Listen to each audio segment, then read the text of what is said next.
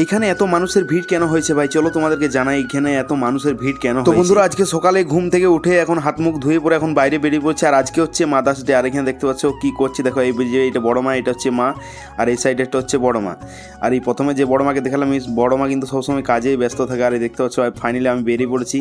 আজকে যাচ্ছি mother's day, আজকে কেক আনবো, মানে বড়িনি বাড়িতে, তো আজকে সারপ্রাইজ দেবো সবাই। আর এটা হচ্ছে আমাদের গ্রামের রাস্তাটা দেখতে পাচ্ছ, এখানে ভাইরা সব বাচ্চারা খেলছে এখানে দেখতে পাচ্ছ। আর এই বা সাইডে দেখতে পাচ্ছ এটা হচ্ছে বাসুলি মন্দিরটা, এটা চড়রা গাছটা অনেক বড় একটা চড়রা গাছ।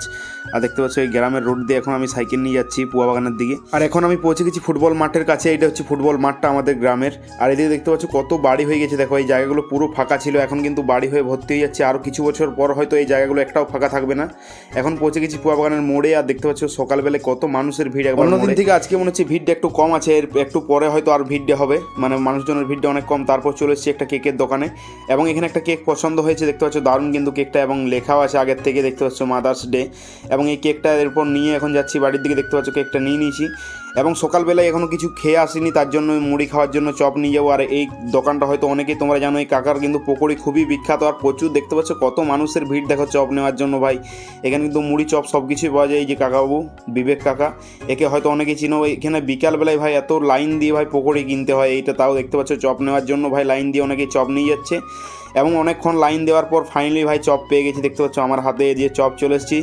এরপর চপ নিয়ে চলে এসেছি বন্ধুরা বাড়িতে। এই যে বাড়িতে দেখতে পাচ্ছ, বাড়িতে সবাইকে ডাকাডাকি করে একখানে সকলকে জড়ো করলাম অনেকক্ষণ ধরে।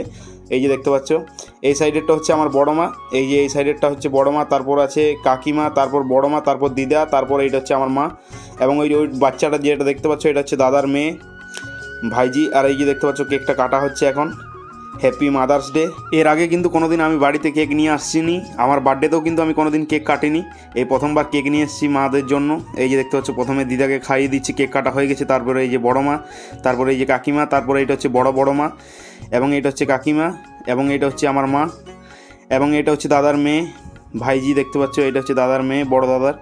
তো বন্ধুরা এরপর দেখতে পাচ্ছ সবাই মিলে, বড় মা এবং কাকিমা সবাই মিলে আমাকে দেখতে পাচ্ছ কেক খাইয়ে দিচ্ছে। এরপর মানে মাদেরকে খাইয়েছি আমি, তারপর দেখতে পাচ্ছ বড় মা এবং মা দিদা সবাই মিলে আমাকে খাওয়াচ্ছে কেক। এই যে দেখতে পাচ্ছ এটা হচ্ছে মা, আর এটা হচ্ছে দিদা। তো বন্ধুরা সকল মাদেরকে আমার তরফ থেকে হ্যাপি মাদার্স ডে। বন্ধুরা দেখা হচ্ছে নতুন কোনো ভিডিও নিয়ে, ভালো থাকুন, সুস্থ থাকুন, বাই।